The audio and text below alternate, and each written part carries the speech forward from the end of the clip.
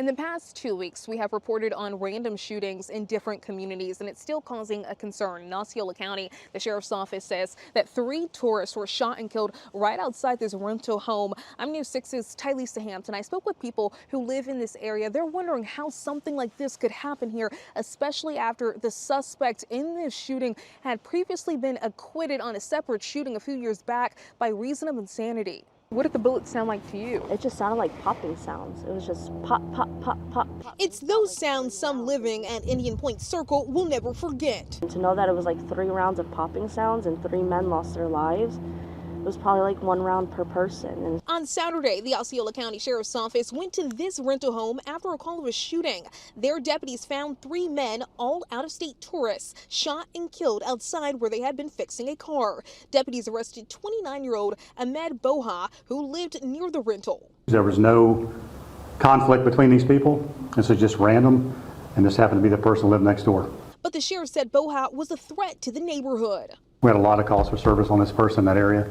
So he was a known person, a frequent flyer to the sheriff's office. It was in 2021 he was arrested and accused of a shooting at a gas station in Kissimmee, but court records show he was later acquitted by reason of insanity. On social media, Attorney General James Uffmeyer accusing State Attorney Worrell of not putting up a fight to Boha's use of insanity defense that allowed him to go free. Some neighbors say they saw a shift in his character. What was the suspect like then? he was a nice kid, but after, I don't know what happened with him, but after 2021, it's just like a whole new person. It was like a whole new thing just changed.